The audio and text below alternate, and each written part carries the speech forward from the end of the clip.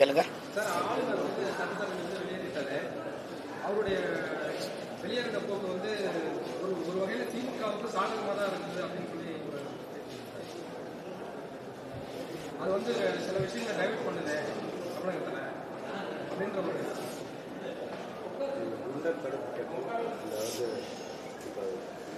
கள்ளச்சாராய நீதிமன்றம் வந்து அது வேண்டாம் அப்படின்ற கருத்து களமத்தில் அதிகமாக பாதிக்கப்பட்ட சூழ்நிலையில் அது வேண்டாம் கருத்து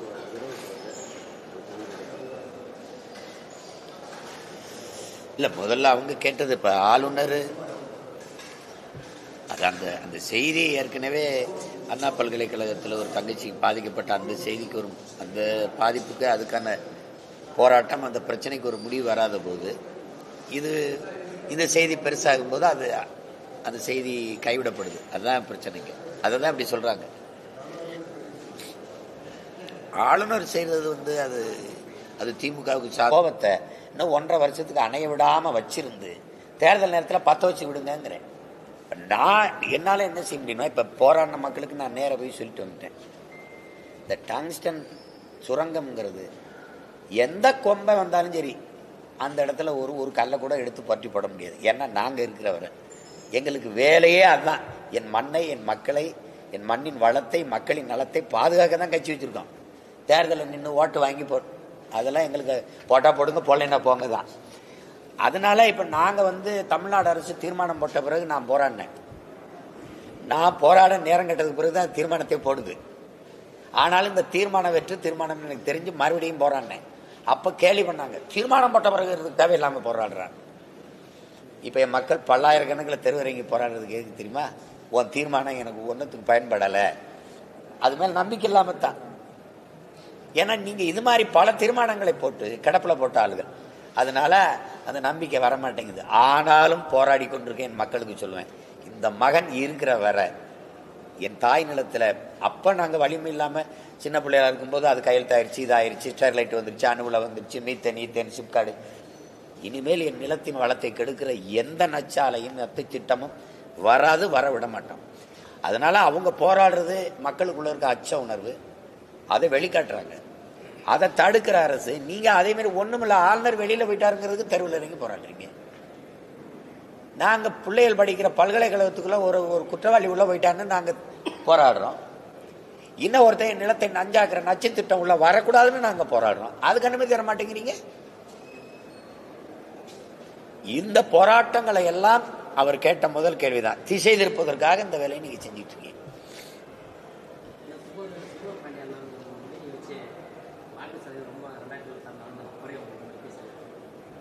திமுகவுக்கு குறையுங்கிறத சொல்றப்ப அப்படியா? வேற அவர் எப்படி பேசுவார்? எனக்கு 100% வரும்னா பேசுவார். பேசுனா சோறு போடுவாங்களா? அது நல்ல காலம் இருக்குதோ, உள்ளுக்குள்ள பணம் கிடந்தா கூட அது தெரியாம இந்த குடுகுடு படிக்கிறவருக்கு இருட்டில் ஒன்றும் தெரியாதுல்ல. நல்ல காலம் பிறக்குது, நல்ல வாழம் பிறக்குன்னு தான் அடிப்பார். அப்படி அடித்தாதான் அவருக்கு. அது மாதிரி அவருக்கு என்ன நடக்குன்னு தெரியாம ஏதோ பேசிட்டு இருக்கிறாரு.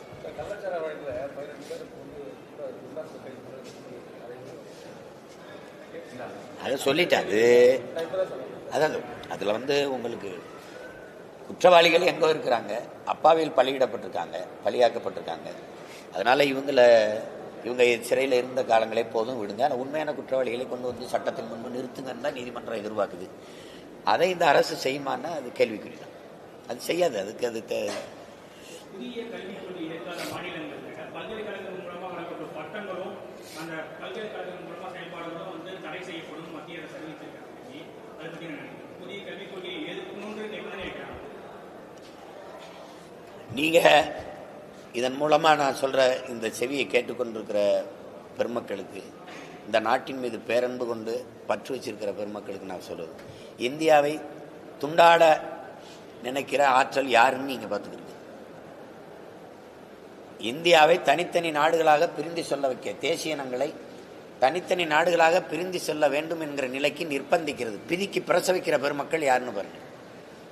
ஒரே மொழி, ஒரே ரேஷன் கார்டு, ஒரே வரி, ஒரே தேர்தல், ஒரே தேர்வு, ஒரே கல்விக் கொள்கை, இந்த மாதிரி கோட்பாடு தான் இந்த நாட்டை சுக்கு சுக்காக பிளக்க பிரிக்க போகிறது என்பதை நீங்கள் நினைவில் வச்சுக்கிறீங்க.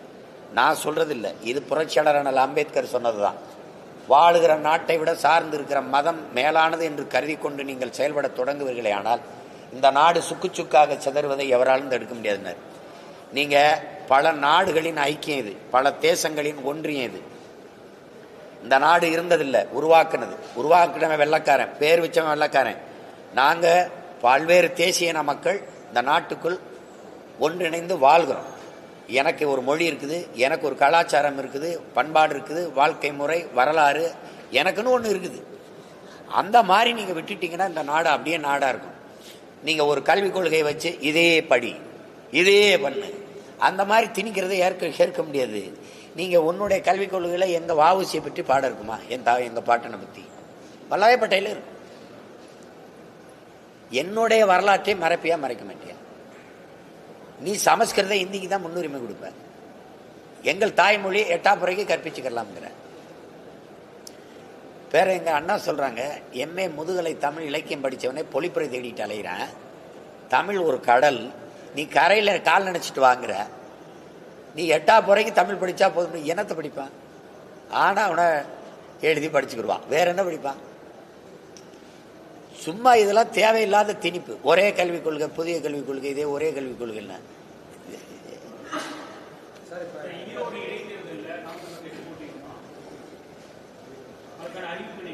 தம்பி, அந்த தேர்தலை நாங்கள் போட்டியிடுறதுக்காக தான் கொண்டு வரப்படுது. அதனால நாங்கள் உறுதியாக போட்டிடுவோம்.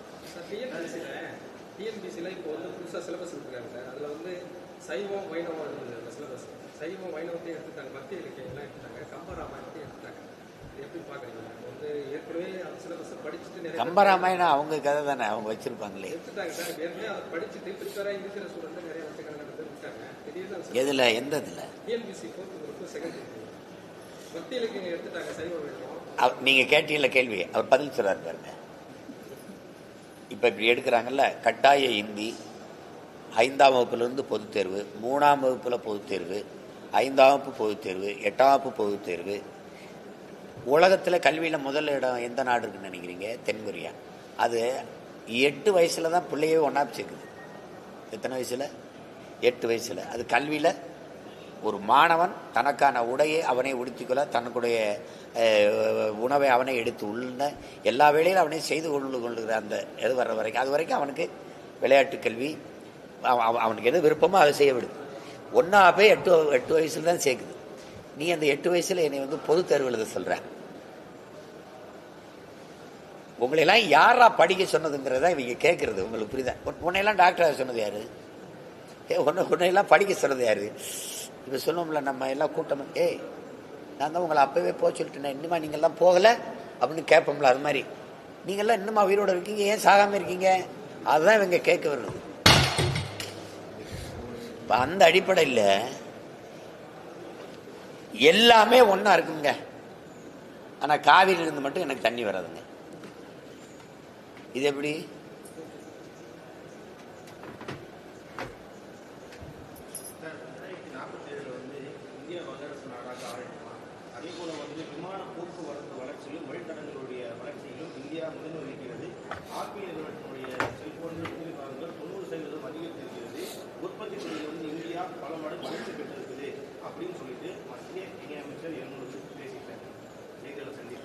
ஆப்பிள் அந்த நிறுவனம் யாரோடது? எந்த முதலாளியோடது? அந்த முதலாளி எங்க இருக்காரு? எங்க இருக்காரு சொல்லுங்க? இந்தியாவில் இருக்காரா? இல்லை. இந்த உதிரிப்பாங்களை நீ தயாரித்து கொடுக்குறனால இந்தியா தொழில்துறையில் முன்னேறுதா? நீ ஒரு வாடகைத்தாய் பொருளாதார கொள்கையை ஏற்றுக்கொண்ட நாடு. நானும் நீங்களும் ஒரு வாடகைத்தாய். கற்பப்பை என்னது, வயிறு என்னது, 10 மாதம் சுமப்பேன், பிள்ளையை பெற்று போடுவேன், பிள்ளையை எடுத்துட்டு போயிடுவேன். நான் கூலியை வாங்கிட்டு சும்மா உட்காந்துருப்பேன். இதில் என்னமோ இது தொழில் வளர்ச்சின்னு ஏதோ பேசிட்டு இருக்கிறீங்க. நீங்கள் அமெரிக்கா ஐஃபோன், சாம்சங்கு சீனாக்காரது, ஐஃபோனு அமெரிக்காது. இதுக்கான உதிரிப்பாகங்களை நீங்கள் தயாரித்து குடிச்சிட்டு நாங்கள் தொழிலில் வளரோன்னு பேசிட்டு இருக்கிறது வேடிக்கை இல்லையா? சரி, இந்த ஓடுதளங்க, இந்த விண்வெளி பாதையை நீங்கள் வடிவமைச்சிட்டீங்க. விண்ணூர்திகளை ஓட்டுற முதலாளியார். இந்த நாட்டுக்கு, இவ்வளோ பெரிய நாட்டுக்கு சொந்தமாக ஒரு விண்ணூர்தி இருக்கா? அப்புறம் எதுக்கு அது அதில் வளர்ச்சியெல்லாம் ஏன் பேசிட்டு இருக்கிறீங்க? இப்போ இந்தியாவில் இண்டிகோன்னு ஒரு வண்டி தான் ஓடுது, அந்த முதலாளி வளர்றாரு. நான் கூட எல்லா ஏர்போர்ட்டுக்கும் பேரை மாற்றிட்டு இண்டிகோ போர்ட்டுன்னு கூட வச்சு விடுங்க, ஏர்போர்ட்னு கூட வச்சு விடுங்கன்னு கூட சொன்னேன். அதில் எதுக்கு காமராஜ் பேர் அண்ணா பேரெல்லாம் வச்சுக்கிட்டு எதுக்கு இண்டிகோ ஏர்போர்ட்னு வச்சுட்டு போண்டி தானே? இது எதுக்கு வீணாக பெருமை பேசிட்டு இருக்கீங்க? தொழில்துறையில் நாங்கள் வளர்கிறோம், வானூர்தி போக்குவரத்தில் நாங்கள் முதன்மை வகுக்கிறோம் அப்படின்னு. ரஷ்யாவுக்கும் உக்ரைனுக்கும் சண்டை சிக்கி கொண்ட நம்ம பிள்ளைகளை கூட்டிகிட்டு வர வானூர்தி இல்லை. இதுக்கிடையில் நீங்கள் தொழில் நாடு இருக்குமா? என்னோட அச்சம் இந்தியாவுன்னு ஒரு நாடு 47 இருக்குமா? வச்சிருப்பீங்களா, வித்து தின்றுவீங்களா? நான் கேட்கறது விளையாட்டுக்கான கேள்வி இல்லை, ஆழமாக ஆழ்மனதிலிருந்து வேதனையோடு எழுப்புற கேள்வி, சீரியஸ் கொஸ்டின். பங்களாதேஷ் இலங்கையில் வந்த பொருளாதார வீழ்ச்சியால் ஏற்பட்ட புரட்சி இந்தியாவில் வராமல் உங்களால் தடுக்க முடியுமா? 47 வரைக்கும். 47 சுதந்திரம் அடைஞ்சிங்க, இன்னொரு 47 வருது. இந்த 47 வரைக்கும் இந்தியா இருக்குமா? வச்சிருப்பீங்களா? ஏற்கனவே பாதிக்கு மேலே முதலாளிகிட்ட கூறு போட்டு வித்துட்டீங்க. கல்வி யார்கிட்ட இருக்கு? மருத்துவம் யார்கிட்ட இருக்கு? போக்குவரத்து யார்கிட்ட இருக்கு? மின் உற்பத்தி யார்கிட்ட இருக்கு? விண்ணூர்தி நிலையம் யார்கிட்ட இருக்கு? கப்பல் கட்டும் துறைமுகம் யார்கிட்ட இருக்கு? எல்லாத்தையும் தனியாருக்கு முதலாளிகள் கொடுத்துட்டு 47 நாடு அப்படி இருக்கும்னா நாடா இருக்குமா? அதானி அம்பானி வீடா இருக்குமா? சொல்லுங்க. உள்நாட்டு வெளிநாட்டு பெரும் முதலாளிகளின் வேட்டைக்காடாக என் நாடு மாறிடுச்சு. இது ஒரு 10-15 முதலாளிகளின் சொந்த வீடா இது மாறி. இப்ப சாலைக்கு பேர் என்ன? தேசிய நெடுஞ்சாலை. 500 கிலோமீட்டருக்கு ஒரு முதலாளிக்கு ஒப்பந்தம் கொடுக்குற டெண்டர். அவன் 50 கிலோமீட்டருக்கு ஒரு தடவை குறுக்க கட்டையை போட்டு வசூலிக்கிறானே. இப்ப ரோடு நாட்டோட தான், தனியார் முதலாளியோட தான். நீ ரோட்டை கூறுபட்டு வித்த மாதிரி நாட்டை கூறுபட்டு வித்துக்கிட்டு இருக்க. நீ 47 வரைக்கும் வச்சிருப்பியா நாட்டைங்கிறதா என்னுடைய பயம். இதுக்கு யார்கிட்ட பதில் இருக்கு? அப்புறம் தம்பி, சென்னை மாநகராட்சி விளையாட்டு திடல்களை தனியாருக்கு கொடுக்குது. தமிழ்நாடு சுடுகாடு இருக்குல்ல, சுடுகாடு அதை தனியாருக்கு கொடுக்குது. நீ பணத்தை வச்சுக்கிட்டு நிக்கணும், பணத்தை கட்டி ரசீது கொடுத்தா தான் உள்ள கொண்டு போகணும். அந்த நிலைமைக்கு வரப்போகுது உன் நாடு. எரிக்கிற புதைக்கிற சுடுகாடு தனியாருக்கு போகுது. அப்புறம் நீ என்ன பண்ணுவ? நீ பிறக்கிறது உன் பணத்தை எரிக்கிற வரை, புதைக்கிற வரை நீ பணம் கட்டி முதலாளிக்கு சாகணும். நீ கோயில் கருவறையவே வர்த்தகரையா மாத்தினவே. நீ அறிவை வளர்க்கிற அறிவு கருவறை வகுப்பறையவே வர்த்தகரையா மாத்தின ஆட்கள் நீங்க. கோயில் கருவறையில் இறையை வழிபடுகிற கருவறையே 10 ரூபா கொடுத்தா சாதாரண தரிசனம், 1000 ரூபா கொடுத்தா அதுக்கு தனி தரிசனம். அப்படி கோயிலின் வழிபாட்டு கருவறையவே வர்த்தகரையா மாற்றிய பெருமக்கள் நீங்க. வணங்குகிற தெய்வத்தையே கூறு போட்டு வித்த நீங்க இந்த நாட்டை விச்சு வச்சுட்டு போயிருவீங்களா? 47 கனவு காணணுமா? நான் 47 நாள் நல்லா வந்துடும் அப்படின்னா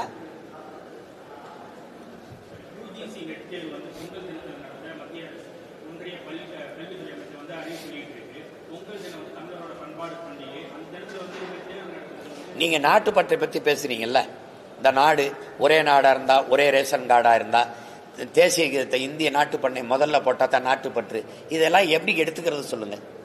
எனக்கு கொஞ்சமும் சம்பந்தம் இல்லாத கனடா நாடு இந்த மாதத்தை, இந்த பொங்கல் மாதத்தை தமிழர் கலாச்சார மாதம் என்று அறிவிக்குது.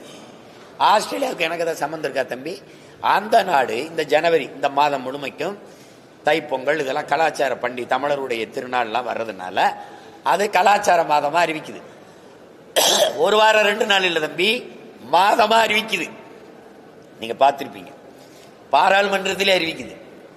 ஏன் நாடு எனக்குன்னு ஒரு தேசிய இனம், இந்த நாடே பாரத நாடே பைந்தமிழர் நாடு, இந்திய நாடே ஏன் நாடு.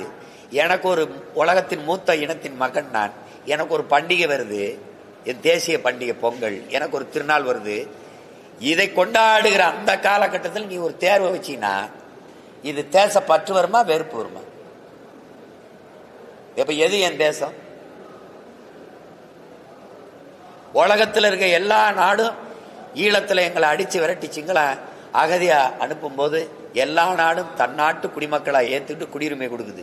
உலகத்தில் எல்லா நாடும், Australia, France, Germany, New Zealand, Sweden, Denmark, இங்க இருக்கிற நார்வே, இங்க இருக்கிற மலேசியா, சிங்கப்பூர், எல்லா நாடும் என் நாடு இன்னும் என்னை அகதியா வாழ வச்சிருக்கு 35 வருஷமா. கன்னியாகுமரியில அப்ப அப்ப எப்படி இருக்கும்? எப்படி எங்களுக்கு தேசப்பற்று வரும்னா எப்படி வரும்? கன்னியாகுமரியில வந்து திருவள்ளுவர் சிலைக்கும் விவேகானந்தருக்கும் கண்ணாடி பாலம் அமைச்சிருக்காங்க சார். அப்புறம் அது இல்லாமல் சிந்துவெளி நாகரிகத்தில் எடுத்த கண்டுபிடிக்கிறவங்களுக்கு வந்து 10 லட்சம் அமெரிக்க டாலர் நம்ம இந்திய மதிப்பில் 8.5 கோடி ரூபா பணம் வந்து அமைச்சிருக்காங்க. இதன் மூலயமா திமுக வந்து தமிழ் மேல மிகுந்த பற்று கொண்டதாக. அதாவது டிசம்பர் கடைசி வாரத்தில் வந்து திருவள்ளுவர் இந்த அறிவால தமிழ் வளர்ந்துருது. டிசம்பர் கடைசி வாரத்தில் பள்ளிக்கூடங்களில் தமிழ் படிக்க வாய்ப்பு இருக்கா? தமிழ் படிக்க பள்ளிக்கூடங்கள வாய்ப்பு இருக்கா? தமிழ் படிச்சா வேலை கிடைக்குமா? அரசு பொது தேர்வில் 10ஆப்புல தாய்மொழியில எழுத வேண்டிய கட்டாயம் ஒன்றும் இல்லைன்னு அரசு சொல்லிட்டு அப்புறம் இதனால தமிழ் வளர்ந்துரும்னா எப்படி? தமிழ் தெருவில் தமிழ் இருக்கா? எங்க தமிழ் இருக்கா? தலைநகர் சென்னையில் கடற்கரையில் நம்ம சென்னை அப்படின்னு எழுதியிருக்கு. நம்ம தமிழ்ல இருக்கு, சென்னை எதுல இருக்கு? இங்கிலீஷில் இருக்கு. நீயே தங்கிலீஷில் எழுதி வச்சுட்டு தமிழ் வளர்க்குறேன்னா நக்கலா இருக்கா? எங்களை பார்த்தா எப்படி இருக்கு? கேனப்பைய மக்கள் இருக்கா?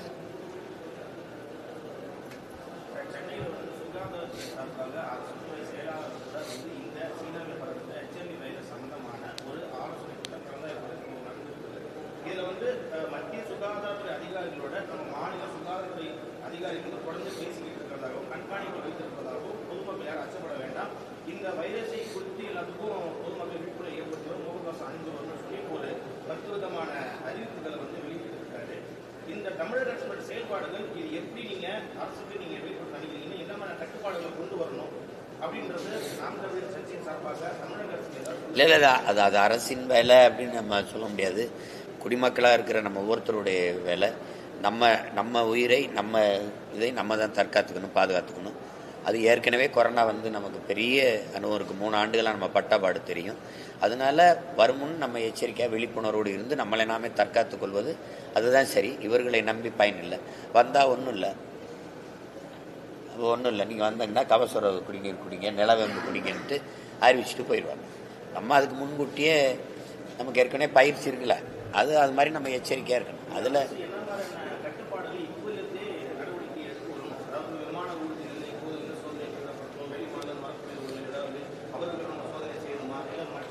அதெல்லாம் சொல்ல வேண்டியதில்லை, அதெல்லாம் அவங்களே செய்வாங்க. ஏன்னா செஞ்சுருக்காங்கல்ல, சோதிப்பாங்க, கையுறை போட்டுக்கிறங்க, முகக்கவசம், அந்த சானிடைசர் போடுறது, இதை தான் சொல்லுவாங்க.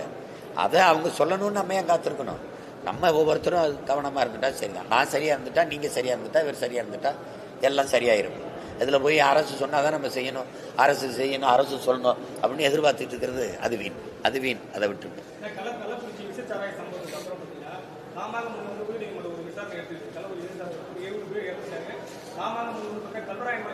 முதல்வரும் துணை முதல்வரும் துறை ரீதியான அமைச்சர்கள் நேரில் ஆய்வு செய்து அந்த மக்களுக்கு வந்து அடிப்படை வசதிகளும் கல்வி, பொருளாதாரம், சாலை வசதி ஏற்படுத்தி கொடுக்கணும். ஆனால் இது வரைக்கும் அந்த அரசின் தரப்பு யாருமே வந்து அங்கே பார்வையிட வரல, யாருமே அங்கே வரல. இருக்க கள்ளக்குறிச்சி விசச்சாராய சம்பவத்துக்கு அப்புறம் கொஞ்சம் சற்று வந்து கள்ளச்சாராயம் அங்கே ஓய்ந்திருந்தாலும் இப்போ கஞ்சாவுடைய வேட்டை அதிகமாக இருக்கு. கல்வாயன் மலையில் முழுக்க கள்ளச்சாராயத்துக்கு அப்புறம் இப்போ கஞ்சா ரொம்ப அதிகமாக இருக்குதான் சொல்லப்பட்டது. அதை பற்றி சாராயம் காய்ச்சி எடுத்துட்டு வந்தோம், கஞ்சாவை விளைய வச்சு எடுத்துட்டு வரோம். மலையில் வேற என்ன? நீங்க இப்படி ஒரு கேள்வியை கேட்குற அளவுக்கு இருக்கு, அப்ப நான் என்ன சொல்றேன்? அவ்வளவுதான்.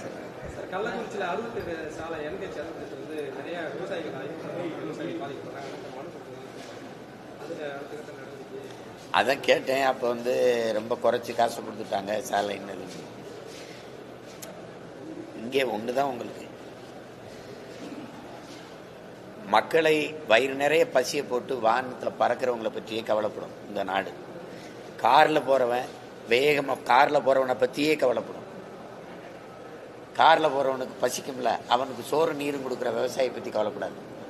இந்த 8 வழிச்சாலை, இந்த விண்ணூதிகள் விரிவாக்கம், இந்த கப்பல் பயணம், இந்த துறைமுகங்கள் விரிவாக்கம், புதிய துறைமுக கட்டுமானம், இதையெல்லாம் வளர்ச்சின்னு கட்டமைக்குது. இதெல்லாம் நமது திட்டம் இல்லை. இந்த மெட்ரோ, இது உலக வங்கியின் திட்டம். என்னைக்கு ஒரு நாடு தனியார்மய, தாராளமய, உலகமய பொருளாதார கொள்கையை ஏற்றுக்கொண்டுச்சோ அப்ப அந்த நாடு சந்தையாயிரும். சந்தையாகும் போது ஒரே கேள்விதான், சந்தையில் வர்த்தகம் நடக்குமா? மக்களுக்கான வாழ்க்கை நடக்குமா? என்ன சொல்லுங்க, நீங்க என்ன நடக்கும் சந்தையில்? வர்த்தகம் நடக்கும். இங்கே இருக்கிற வெளிநாட்டு உள்நாட்டு பெரும் முதலாளிகள் உற்பத்தி செய்கிற பொருள்களை விரைந்து எடுத்துட்டு போக இந்த 8 வழிச்சாலை, இந்த 4 வழிச்சாலைகள் சாலை தேவைப்படும். மக்களுக்கான பயணத்திற்கு எந்த மக்கள் வீதியில் வந்து எங்களுக்கு 8 வழியில் ஒரு பாதை போட்டு கொடுங்கன்னு கேட்டாங்க? யாரு கேட்டா?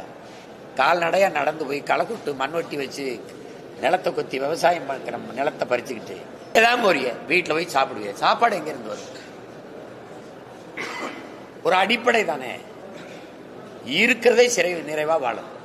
இந்த மாதிரி கட்டமைப்பு கேரளாவில் எங்கேயாவது நீங்கள் பார்த்துருக்கீங்களா? தொட்டதுக்கெல்லாம் 8 வழி, தொட்டதுக்கெல்லாம் சிப்காடு, தொட்டதுக்கெல்லாம் ஸ்டெர்லைட்டு, தொட்டதுக்கெல்லாம் மீத்தேன். ஏன் நீங்கள் அங்கே எடுக்க மாட்டேங்கிறீங்க? நிலவியல் அமைப்பு கேரளாவில் நாங்கள் சமநிலமாக இருக்கிறது உங்களுக்கு பிரச்சனையா இருக்கு. என்ன காவிரி படுகையில் மீத்தேன் இருக்கு, கங்கை படுகையில் மீத்தேன் இருக்கா இல்லையா? ஏன் எடுக்கல? இந்தியா முழுமைக்கும் மலைகள் இருக்கு, ஏன் அங்க நீட்டின ஆய்வு எடுக்கல? நீட்டின ஆய்வு ஏன் அங்க நடத்தல? ஏன் தமிழ்நாடை தேடி வந்து என்னுடைய தேனியில் இருக்க மேற்கு தொடர்ச்சி மலையில தான் அந்த நீட்டின ஆய்வை நடத்தணும்னு எந்த கோயிலில் நேர்ந்துக்கிட்டேன்? ஏன்னா இங்க கேப்பாரற்று கிடக்குது. ஒரு நாடு தலைவனற்று இருக்குது. இந்த மண்ணை மக்களை பேரன்பு கொண்டு காதலிக்கிற ஒருத்தன் இல்லாதனால ஆயிரக்கணக்கான என் ஜனா நீ வந்து டங்ஸ்டன் தொழிற்சாலை அந்த சுரங்க தொழில் தொடங்கக்கூடாதுன்னு அங்கே வந்து நிற்கிது. சிப்காட்டுக்கு நீ இந்த தொழில் நிலத்தை எடுக்காதேன்னு மனு கொடுத்துக்கிட்டேன்ட்டு நிற்கிது. என்னால் ஒன்றும் பண்ண முடியாது. அவனோட சேர்ந்து நானும் கத்தலாம், அழுகலாம். அதிகாரத்தில் இருக்கவங்க அதை பற்றி கவலைப்படவே இல்லையே.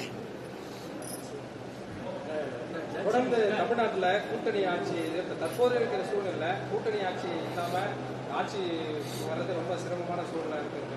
தொடர்ந்து அண்ணன் தனிச்சையாக நிற்கிறீங்க. அண்ணனோட பின்பற்றி வர அதெல்லாம் யார் உங்களுக்கு சொல்றது? இந்த தனிச்சு நின்னா வெல்ல முடியாது, கூட்டணி இருந்தால் தான் வெல்ல முடியும், அப்படிலாம் யார் உங்களுக்கு சொன்னது? அப்படிலாம் ஒரு சட்டம் இருக்கா, திட்டம் இருக்கா? நீ தனிச்சு நின்னா ஓட்டு போட மாட்டான், நீ இருங்க கூட்டணியா இருந்தால் தான் ஓட்டு போடும்னு மக்கள் யாரும் உங்ககிட்ட சொன்னாங்களா? அரசியல் சூழல் சொன்னாங்களா? தனிச்சு நான் நிற்கும் போது 4,50,000 ஓட்டு முதல்ல, அப்புறம் 17,50,000 ஓட்டு, அப்புறம் 30,000 ஓட்டு, சரியா? இப்போ 36 லட்சம் ஓட்டு. அப்போ நான் தனிச்சு நிற்கும் போது ஓட்டு கூட்டிகிட்டு தானே போகுது. அப்புறம் ஏன் நீங்கள் கவலைப்படுறீங்க? கூட்டணி வச்சா தான் போடுவோம்னு. சரி, கூட்டணி வச்சு இல்லை, தனித்தனியாக அவங்க கட்சிகளின் ஓட்டு எவ்வளவு? ஓட்டு விழுக்காட்டு எவ்வளவு? உங்களுக்கு மனச்சான்றுன்னு ஒன்று இருந்தா ஒருத்தனை கூட தனியா நின்று போட எல்லாரையும் அந்த சாக்கடையில் போய் கலந்துருன்றீங்க. நீங்க அப்படிதானே சொல்ல வரீங்க? நீங்க கூடி கொள்ளையடிச்சா அது நியாயம் ஆயிருமா? சரி, இவ்வளவு கேள்வி என்கிட்ட கேட்டிருக்கீங்க, நான் பதில் சொல்லல. இந்த கட்சியில கூட்டணி வச்சிருக்க தலைவர்கள் யார்கிட்டயாவது பேசுங்க, அல்லது தலைமையேற்றுக்க தலைவர்கிட்டயாவது பேசுங்க. யாராவது பதில் இருக்கான்னு என்கிட்ட பதிலாவது இருக்குல்ல, அதுக்காவது என்னை விடலாம்ல. நீங்க சும்மா போட்டு நீனும் கூட்டணிக்குள்ள போ அப்படின்னா கூட்டணி வைக்காமலும் வெல்ல முடியும், வாக்குக்கு காசு கொடுக்காமலும் வெல்ல முடியும், பணம் இருப்பவன் தான் அரசியல் செய்ய முடியும் என்கிற நிலையை மாற்றி மக்களுக்கு தன்னலமற்று உண்மையின் நேர்மையாக சேவை செய்ய வேண்டும் என்கிற மனம் இருக்கவனும் வெல்ல முடியும். வழியாக வாரிசுகள் தான் பரம்பரையாக அரசியல் செய்த அதிகாரத்தில் இருந்தவன் பிள்ளைகள் தான் வெல்ல முடியும், வர முடியும் என்கிற நிலையை மாற்றி எளிய பிள்ளைகளும் இந்த நிலத்தில் அரசியல் செய்ய முடியும் என்கிற நிலையை உருவாக்க முடியும். நீங்க பார்க்கத்தான் போறீங்க. பேரறிஞர் அண்ணா வரும்போது சாதாரண எளிய மக்கள்லாம் வந்தாங்கல்ல, அப்ப அதை மாறுதலாக தானே பார்த்தீங்க. அப்படிதான் நீங்க இதையும் பார்க்கணும். கூட்டணி வச்சா தான் வெல்ல முடியும், இல்லைன்னா முடியாது அப்படின்னு அது உங்க கருத்து, அது விதி கிடையாது. அரவிந்த் கெஜ்ரிவால் எப்படி தனிச்சு நின்று வென்னாரு சொல்லுங்க? 2014 தனிச்சு நின்று அம்மையார் ஜெயலலிதா 37 இடம் எப்படி பாராளுமன்றத்தில் வெல்ல முடிஞ்சது? அரவிந்த் கெஜ்ரிவாலால பஞ்சாப்லையும் டெல்லியிலையும் தனிச்சு நின்று வெல்ல முடியும்னா ஏன் சீமானால வெல்ல முடியாதுன்னு நீங்க நினைக்கிறீங்க? யாருக்கு கூட்டணி தேவைப்படும்? மக்களை முழுமையாக நம்பாதவர்களுக்கு. நான் என் மக்களை முழுமையா நம்புறேன், முழுமையா நேசிக்கிறேன், அதனால தனிச்சு நிற்கிறேன். நான் தனிச்சு நிற்கிறேன்னு உங்களுக்கு யார் சொன்னது? இந்திய பெருநிலத்திலே வலுவான கூட்டணி வச்சிருக்கிறது நான் தான். 8 கோடி மக்களை நம்பி 8 கோடி மக்களோடு சேர்ந்து மக்களுக்காக மக்களிடமிருந்தே வந்த ஒருவன் அந்த மக்களோடு சேர்ந்து நிற்கிறேன். நான் தானே பெரிய கூட்டணி. மக்களை நம்பாதவங்க 1/2 விழுக்காடு நீ வா, நீ 1 விழுக்காடா நீ வா, நீ கால் விழுக்காடு வச்சிருக்கா ஓட்டு நீ வா. நான் யாரையும் நம்பலை. நீங்கள் சொன்னீங்களா மனு கொடுத்த விவசாயி இவர் கேட்டார்ல கள்ளச்சாரம் குடிச்ச அண்ணன் இப்படி ஆயிடுச்சுன்னு, அதுக்கு பிறகு பொருளாதாரத்தில் பின்னடைஞ்சிட்டாங்கன்னு ஒன்று. அந்த மக்களை நம்பி பாதிக்கப்பட்ட பாவப்பட்ட ஏழை எளிய உழைக்கும் மக்கள் இருக்கான்ல, கவலையோடும் கண்ணீரோடும் கதறிட்டு இருக்கான்ல, அவனோட கூட்டணி, அவனுக்காக கூட்டணி. நான் புரிந்து நினைக்கிறேன்.